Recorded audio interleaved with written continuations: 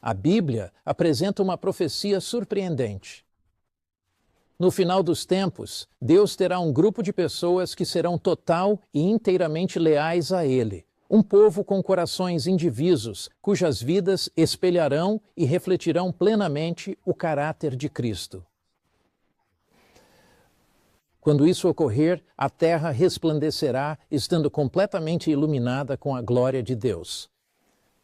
Este será um povo leal, um povo obediente bem aqui neste mundo pecaminoso. Alguns agora se referem a este conceito como a teologia da última geração. Mas isso é bíblico? E o que realmente significa? A graça pode nos transformar para vivermos vidas leais? Ao usarmos perfeição? O que isso significa? Vamos explorar isso nesta apresentação. Sejamos honestos, parece quase impossível viver vidas obedientes e piedosas neste mundo tão pecaminoso e cheio de falhas. Olhamos ao redor e percebemos o compromisso crescente no mundo, a fraqueza dentro da igreja e a inconsistência em nossas próprias vidas. Embora creiamos firmemente na graça de Deus, mas obediência completa, e então nos perguntamos: Jesus pode simplesmente perdoar nosso pecado, ou Ele também pode nos livrar do pecado? E se Ele pode, Ele só pode nos livrar dos pecados mais grosseiros e maiores, ou pode nos livrar dos pecados de atitude e disposição? Em Apocalipse, capítulo 14, versículo 12, encontramos estas palavras. Apocalipse, o capítulo 14 e o versículo 12. E a Bíblia afirma: aqui reside a perseverança dos santos. Aqui estão aqueles que observam os mandamentos de Deus e que possuem a fé de Jesus. Desse modo, a questão não é se Deus terá um povo assim, mas sim de que forma esse povo será manifestado. E como lhe será dada a capacidade para que possam guardar os mandamentos de Deus de forma completa e verdadeira? Como isso se concretizará? Como pessoas imperfeitas como nós refletirão o caráter de Cristo? Como uma geração que foi criada na fraqueza consegue se tornar uma geração que caminha em vitória? Para responder a isso, gostaria de lhes contar uma história. Há muitos anos, existia um escultor que estava a trabalhar um bloco de pedra, cinzelando-o. Enquanto ele trabalhava naquele bloco de pedra, alguém lhe perguntou: como você consegue esculpir imagens tão realistas de algo tão bruto como este bloco? É simples, respondeu o escultor. Eu apenas removo tudo o que não se parece com a figura que desejo expor. A beleza estava oculta na pedra, e sua tarefa era libertá-la, fazendo-a surgir em sua plenitude. A beleza em cada um de nós ao nos aproximarmos de Cristo, e é exatamente isso que Deus está realizando hoje. Ele está nos esculpindo, Ele está paciente e amorosamente, e às vezes dolorosamente, retirando tudo o que não se parece com Jesus. Cada provação, cada dificuldade, cada desilusão, todo vale que atravessamos, toda montanha que escalamos, tudo faz parte desta divina obra-prima. E o milagre é que Ele não está moldando só uma pessoa. Ele está moldando um povo. Uma geração do fim dos tempos, uma geração que se manterá fiel mesmo quando o mundo estiver desmoronando. Lembrem-se, Apocalipse 14, 12 diz: aqui está a perseverança dos santos, os que guardam os mandamentos de Deus e têm a fé de Jesus. Não diz os que tentam guardar os mandamentos de Deus, nem os que gostariam de poder guardá-los.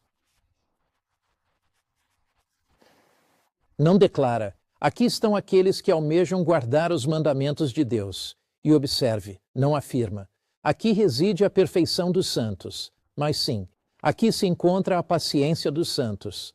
A geração final se manterá calma, mesmo em meio ao caos mundial. A geração final será fiel quando outros se comprometem ao seu redor. A última geração será leal, mesmo que essa lealdade lhes custe completamente tudo. Eles guardam os mandamentos de Deus, pois possuem a fé de Jesus. Que fé é essa? É um compromisso com Jesus tão forte que nada pode quebrá-lo. É a fé de Cristo residindo plenamente no coração que opera a transformação da vida. Quando Jesus pendia na cruz do Calvário, suportando os pecados de toda a humanidade, e exclamou: Pai, em tuas mãos entrego o meu espírito. Essa é a verdadeira fé de Jesus. Uma fé inabalável que confia mesmo sem conseguir ver, uma fé tão profunda e completamente dedicada que a fé de Jesus, que o Espírito Santo implanta em nossos corações, nos capacita a ser vitoriosos e verdadeiros vencedores. Eles confiam que Jesus fará por eles o que por si jamais poderiam. Eles dependem de sua graça perdoadora, capacitadora e transformadora de vida.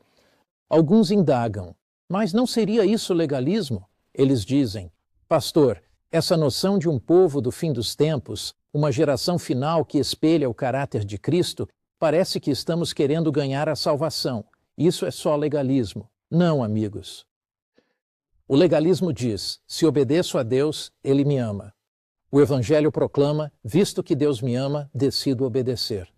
O legalismo, por outro lado, age buscando aprovação. A fé age a partir da aprovação.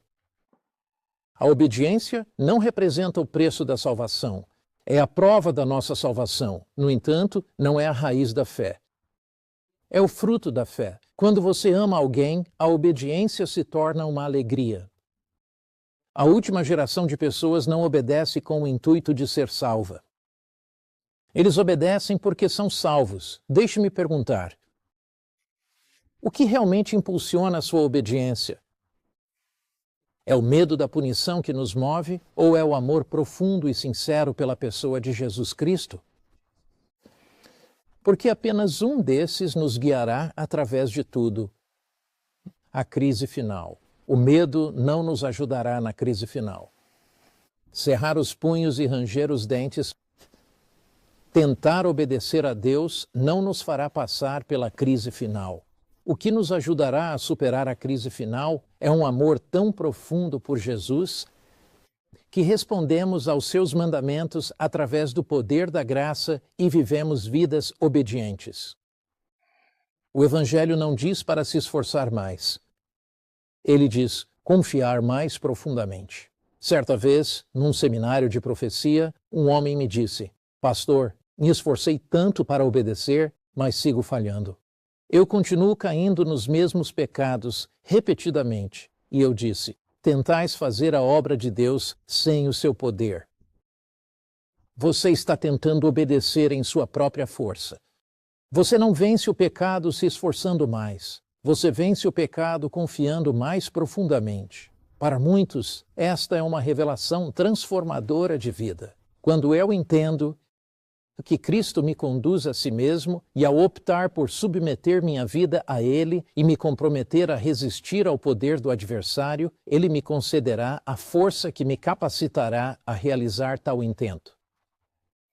Filipenses 4,13 diz: tudo posso naquele que me fortalece. Quantas coisas? Quantas coisas posso fazer? Todas por quem? Pela minha força?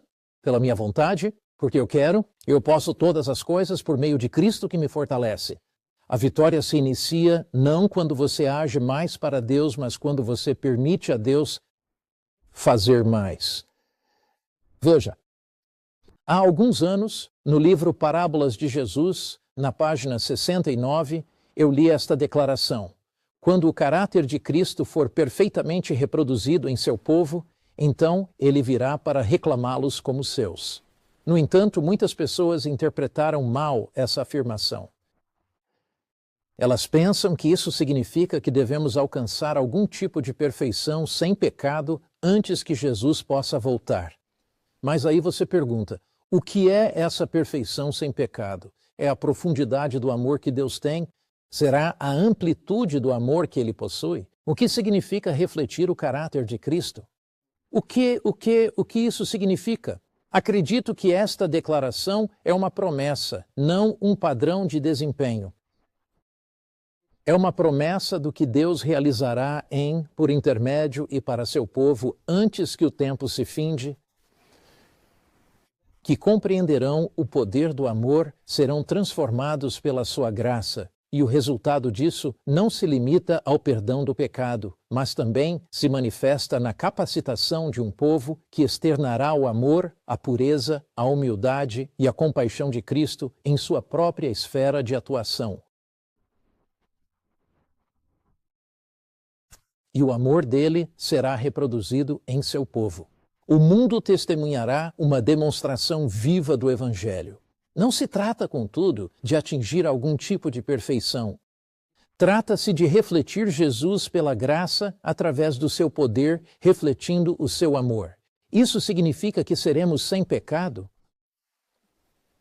O que isso significa? Seremos sem pecado na natureza? Essas naturezas nunca serão mudadas até que Jesus venha. Teremos uma natureza caída no sentido da fraqueza da carne. Observem em 1 Coríntios capítulo 15. Ao abordarmos uma natureza sem pecado, o que de fato pretendemos significar?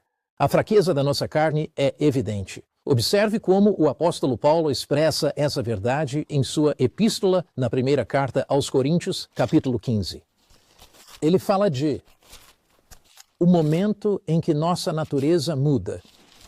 Em 1 Coríntios, capítulo 15, versículo 51, diz assim: Eis que vos revelo um mistério. Nem todos dormiremos, mudados num piscar de olhos, à última trombeta. A trombeta soará e os mortos ressuscitarão incorruptíveis. Seremos transformados, pois o corruptível deve revestir-se de incorruptibilidade. E o mortal deve revestir-se de imortalidade. Assim, ao o corruptível e o mortal vestirem incorruptibilidade e imortalidade, a palavra a morte é tragada pela vitória, se cumprirá. Ó morte, onde está o aguilhão? Ó inferno, onde a vitória? O aguilhão da morte é o pecado, e a força do pecado Todavia, é a graças lei. A Deus que nos concede a vitória por meio de nosso Senhor Jesus Cristo. Assim temos naturezas caídas. O coração é enganoso e perverso. Jeremias 17, 9. Nossas naturezas não são mudadas até que Jesus venha. Contudo, ao aceitarmos a Cristo, recebemos a bênção divina de Deus em nossas vidas. O Espírito Santo entra em nossas vidas. Segundo Coríntios 5,17, se alguém está em Cristo, nova criatura é. Deus, assim, cria em nós um novo coração. Ezequiel 36 e 37. Deus nos dá um novo coração. Nós possuímos novos anseios e também novos desejos. Desta forma, podemos escolher seguir a Jesus, sendo leais e obedientes a Ele, e assim vivermos vidas de vitória e superação, mesmo enquanto residimos na frágil humanidade destes nossos corpos debilitados. A Bíblia nunca afirma que teremos naturezas pecaminosas. Diz que podemos ser vencedores e ter vidas vitoriosas. Olhem em Apocalipse, capítulos 2 e 3. Vocês se recordarão da narrativa das 7 igrejas. E vocês se recordam que em Apocalipse 2 e Apocalipse 3, na história das 7 igrejas, essas mensagens terminam da mesma forma. Aquele que vence, sim. Aquele que vencer. Em Éfeso, quando você perde seu primeiro amor, você pode vencer. Em Esmirna, quando você está sendo perseguido e oprimido por todos os lados, você pode vencer. Em Pérgamo e Tiatira, onde existe comprometimento, é possível superar. Pode vencer. Em Sardes, onde há riqueza e materialismo ao seu redor, você pode vencer. Em Filadélfia, com a porta aberta para testemunhar, você pode superar a letargia e dar seu testemunho por Jesus. Em Laodiceia, onde há complacência, você pode ser um vencedor. Vejam, o que Apocalipse 2 e 3 nos revelam é isto. Em qualquer situação em que você se encontre, seja em meio à perseguição, ou quando o comprometimento e a dificuldade o cercam por todos os lados, a mensagem de Jesus às igrejas é clara. Por meio da minha graça e do meu poder, vocês podem ser vitoriosos e superar tudo. Como um refrão que ecoa, isso se repete várias e várias vezes. Teremos natureza caída até a glorificação.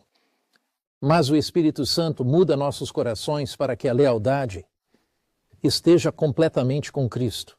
Imaginem um espelho. Se um espelho estiver coberto de pó, a imagem ficará borrada e não conseguirão ver o reflexo.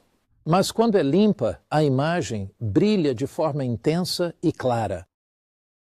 Essa é a obra do Espírito, apagando o orgulho, apagando o medo, apagando a luxúria, apagando o egoísmo, até que a luz de Cristo brilhe através.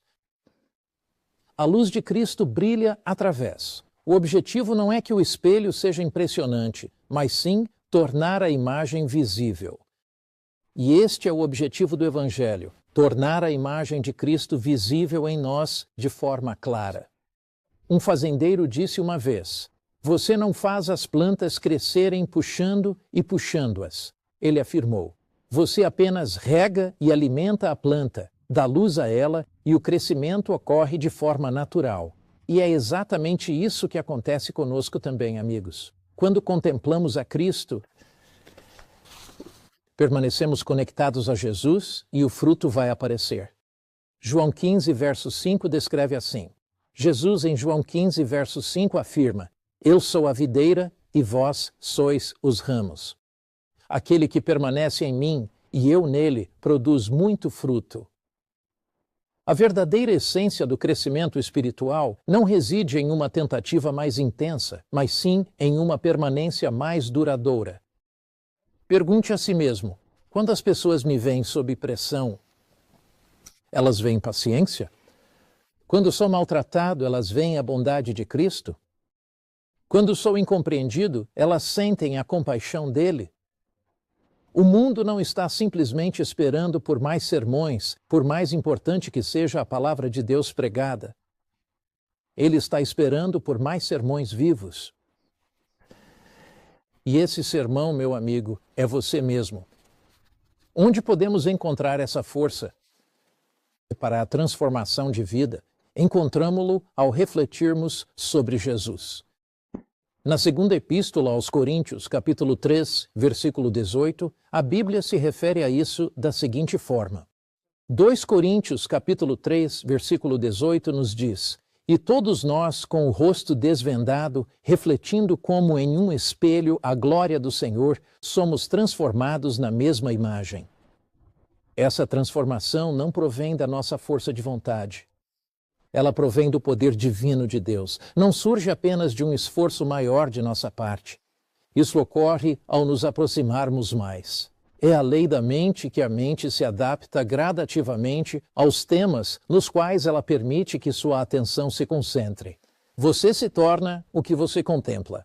Se focar nos problemas, ficará ansioso. Se você se concentrar em seu pecado, ficará desanimado. Se você se detiver em suas fraquezas e crer que nunca poderá superar um pecado persistente, não o superará. Mas se você se concentrar em Cristo, você se tornará como Ele dia após dia. Somos moldados por aquilo que contemplamos. Você, por acaso, já avistou um girassol? Aqui no nosso jardim, tivemos uns girassóis, e eu tive a chance de passar por eles dia após dia enquanto me dirigia ao estúdio. E esses girassóis, eles não se esforçam nem gemem para se virar para o sol. Eles simplesmente reagem à luz do sol. E vi esses girassóis, enquanto cresciam, virarem-se e responderem à luz do sol. A vida cristã funciona da mesma maneira. A vitória não é sobre se esforçar, é sobre se voltar. Volte seu rosto para Jesus toda manhã. A luz dele mudará sua vida. Não há nada que nos transforme mais profundamente do que contemplar Jesus. Passar tempo contemplando e meditando em sua palavra. Certa vez, um conhecido evangelista foi questionado: qual é o segredo de sua força espiritual? E sua resposta foi simplesmente esta: todas as manhãs, antes de me encontrar com o mundo, eu me encontro com Jesus, até que meu coração esteja aquecido com seu amor e minha mente esteja cheia de sua palavra. Amigos, se o diabo não pode levá-lo a pecar, ele o deixará ocupado. tão ocupado que não estuda a palavra, tão ocupado que não passa tempo na presença de Jesus, ajoelhado toda manhã. Uma igreja com a atenção dividida jamais será uma igreja verdadeiramente transformada. Permaneça na palavra de Deus. Permaneça na presença de Jesus. Permaneça em seu amor. Esse é o poder da reflexão. Apocalipse, capítulo 18, versículo 1, nos diz que um dia a terra se encherá da glória de Deus. O que é a glória de Deus? Conforme Êxodo 33, é o seu caráter. Ouça, depois destas coisas, vi descer do céu outro anjo que tinha grande autoridade, e a terra foi iluminada com a sua glória. A terra ficará iluminada com a glória de Deus, conforme predito. Abacuque, capítulo 2, versículo 14, diz: pois a terra se encherá do conhecimento da glória do Senhor, a terra. O que é essa glória? É a glória de Cristo, operando através de uma geração do fim dos tempos, revelando o amor de Deus, revelando a bondade de Deus, revelando a graça de Deus. A glória não é meramente uma luz física, é o próprio resplendor do seu caráter. Antes que o mundo veja Jesus vindo em glória, ele precisa ver a glória de Cristo em seus seguidores. A mensagem final não apenas é proclamada, mas é vivida de verdade. Deus não busca meramente indivíduos que enalteçam ou celebrem sua bondade. Ele está em busca de pessoas que verdadeiramente manifestem a sua bondade. Isso não é exclusivista? Alguém pergunta. Preocupa que isso faça o povo de Deus soar superior. Seriam eles uma elite espiritual? Mas essa não é de forma alguma a mensagem. Cada geração foi chamada a refletir a Cristo. A última geração simplesmente o fará como um corpo corporativo, em conjunto, no momento de maior escuridão da história da Terra. Eles não são superiores a outros, mas os tempos atuais demandam uma entrega e devoção mais profunda. Na crise da marca da besta e do selo de Deus, que precede essa crise, o povo de Deus sente a premente necessidade de uma dedicação mais profunda, uma entrega mais completa e um compromisso total. Compromisso com Jesus Cristo. Não se gabam da própria força, apoiam-se na de Jesus. Não seria incrível se as pessoas na comunidade dissessem: eu não sei o que esta igreja está ensinando. Mas consigo perceber que aquelas pessoas se amam de verdade. É a luz que muda comunidades, não argumentos. Mas o afeto, não o orgulho, mas o amor. E sobre a doutrina? Cada doutrina, quando compreendida corretamente, é uma janela que se abre para o amor de Deus. As doutrinas são de suma importância, pois mostram o que o amor realmente é na perspectiva celestial. Os 10 mandamentos, por exemplo, representam o amor codificado, e quando, pela graça de Deus, nós vivemos segundo os princípios de sua lei, manifestamos o quão amoroso Ele é. Então, como viver essa mensagem hoje? Há 3 passos simples. Em primeiro lugar, contemple Jesus todos os dias. Inicie sua manhã não com seu celular, mas sim com a palavra de Deus. Que a primeira voz que ouça todo dia seja a de Jesus. Abra os evangelhos e estude como ele amou, como ele perdoou, como ele orou e como ele obedeceu. Segundo, acredite plenamente na palavra de Deus. Decida ter um coração indiviso. O que Jesus pedir, ore como ele no Getsêmani. Não a minha vontade, mas a tua seja feita. Diga a Jesus que você quer orar como ele orou em João 8, versículo 29. Eu faço sempre o que lhe agrada. Quando você se sentir indigno, lembre-se da promessa. Se confessarmos os nossos pecados, ele é fiel e justo para nos perdoar os pecados. Abrace essa promessa. Peça ao Criador. Peça a Deus pelo Espírito Santo e o poder da palavra que crie em você o perdão, a paz e a ausência de condenação. Peça a Ele graça, não só para perdoar seus pecados, mas para te fortalecer quando fraco. Apegue-se a esta promessa em 2 Coríntios 12, 9. Minha graça te basta. A fé proclama. Deus disse, eu creio, e isso é o bastante. Quando Jesus afirma, minha graça é suficiente, creio firmemente que o poder da graça divina é superior ao poder do pecado. Onde o pecado abundou, a graça divina de Deus superabundou muito mais. E Paulo diz em Romanos 1,5 que é a graça para a obediência. Terceiro, entregue sua vida completamente à sua missão. Quando você compartilha sua fé, o eu morre. Testemunhar não salva apenas os outros. Ao darmos testemunho no poder do Espírito, Deus opera em nossa vida para fazer o egoísmo morrer de fome, e o ato de testemunhar é parte essencial do seu processo de santificação. Nós oramos, estudamos a sua palavra, compartilhamos a sua graça com os outros e crescemos em Cristo. Contemple-o diariamente, creia totalmente e entregue-se à sua missão. É dessa forma que Deus completa sua obra em seu povo. Meus amigos, a geração final não constitui um grupo de superestrelas espirituais, mas sim pessoas comuns. São homens e mulheres exatamente como você e eu. Pecadores salvos pela graça, pecadores moldados pela misericórdia, pecadores transformados pelo amor. Eles simplesmente permitiram que o cinzel do escultor fizesse sua obra. O cinzelar, por vezes, causa dor, mas lembre-se bem, o mestre jamais desperdiça um único golpe do cinzel. Talvez você sinta o martelo de Deus agora. Talvez tenha sido por meio de provações, talvez por perdas, talvez por desânimo. Ele não está te punindo, ele está te polindo. Você gostaria de dizer hoje, Senhor, faça de mim um daqueles que refletem plenamente sua imagem? Retira de minha vida tudo o que impede que a sua imagem seja vista com clareza. Brilhe por meu intermédio para que os outros possam então te ver, Senhor. Se esse é o seu desejo, você diria apenas, sim, Senhor, onde quer que esteja agora. Em breve um dia, Cristo retornará e a glória de Jesus preencherá os céus, inundando-os. E ao olhar por toda a terra, ele verá, na maior dificuldade terrestre, no tempo das maiores provações da vida, nos momentos mais sombrios da existência, ele verá um povo cujos semblantes reluzem por terem refletido sua graça, por terem vivido vidas piedosas e obedientes e por terem revelado seu amor diante de um mundo expectante e de um universo atento. Ele os contemplará e dirá, esta é a minha obra-prima da graça manifestada em um mundo pecaminoso, e então a terra será totalmente iluminada com a glória de Deus. Se você desejar dizer, Jesus, eu não consigo, mas tu consegues.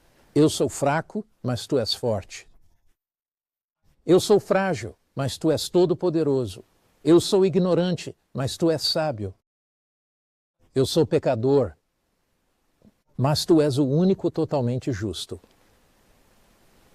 Então cobre-me com a tua justiça, transforma-me pela tua graça e ajuda-me a viver uma vida piedosa pela tua graça e poder. Se esse é o seu desejo, ore comigo. Pai Celestial, escutamos o chamado de Jesus Cristo.